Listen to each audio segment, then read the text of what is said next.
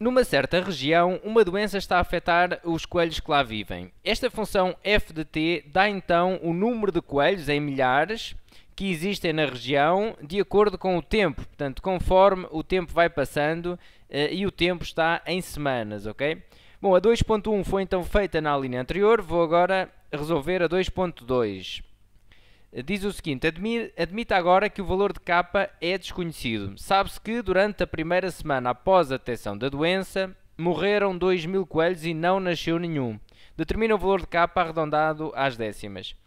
Bom, o que devemos fazer para responder a esta questão é escrever em linguagem matemática a informação que aqui temos. Vamos então tentar fazer a sua interpretação. Diz o seguinte, durante a primeira semana, após a detecção da doença, morreram 2.000 coelhos e não nasceu nenhum. Quer dizer que no final de uma semana nós sabemos que temos menos 2.000 coelhos do que tínhamos no início da semana. Portanto, nós conseguimos encontrar aqui uma condição que traduza esta frase. Será então o seguinte, passado uma semana, ou seja, f de 1, reparem que se eu na minha função substituir o t por 1, eu estou a obter o número de coelhos passado uma semana, no final da primeira semana, porque o t é semanas. Portanto, passado uma semana, o número de coelhos será igual ao que havia no início, portanto, ao que havia no início é dado por f de 0, portanto, ainda não passou semana nenhuma, o número de coelhos inicial será f de 0, e agora temos então que subtrair ao que tínhamos no início 2 milhares de coelhos. Okay? Morreram 2.000. A nossa função, o t, está em milhares, portanto, vou substituir 2. Okay? 2 são 2 milhares, portanto, são 2.000 coelhos. E pronto, esta é a condição que resolve o nosso problema. Okay? F de 1 igual a F de 0 menos 2. Ou seja, o número de coelhos passado uma semana é igual ao número de coelhos que haviam no início, menos 2 milhares. Vamos então descobrir o K através desta condição. Eu vou colocar então aqui a minha função, K3. Vou só fazer aqui antes uma simplificação, talvez fique mais simples de trabalhar a seguir, e é igual.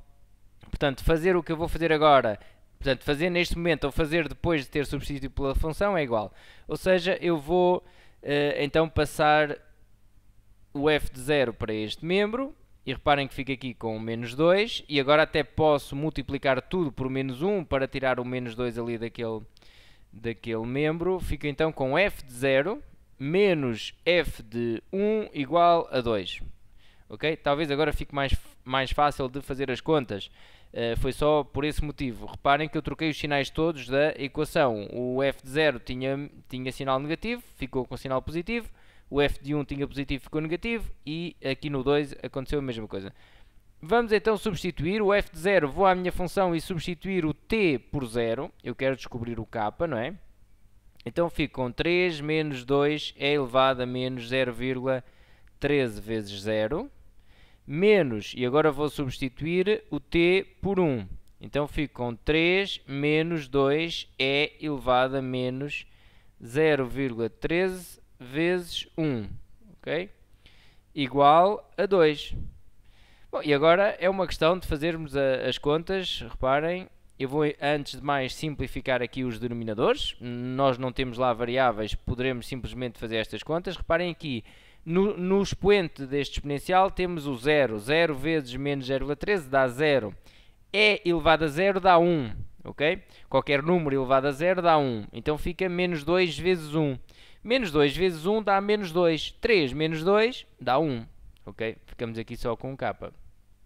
E aqui esta conta, bom, esta já terá de se fazer na calculadora, ok? Poderão introduzir então na calculadora esta expressão aqui. Cuidado com os parênteses, cuidado com as prioridades das operações. Portanto, o exponencial tem prioridade, depois a multiplicação e depois a diferença. E isto irá dar então aqui 1,2438, ok? Igual a 2. O que eu vou fazer agora é igualar denominadores. Vamos aqui igualar denominadores. Vou então multiplicar esta fração por 1,2438 e fico com 1,2438 vezes K menos K igual a 2 vezes 1,2438. E depois posso então tirar os denominadores, não é? Uma vez que eu igualei na equação toda. Agora vamos fazer a conta. Reparem, 1,2438k menos k dá 0,2438k igual a 2,4876, que é aqui esta multiplicação. E agora passamos para a operação inversa. Este 0,2438 passa a dividir e ficamos com o valor do k.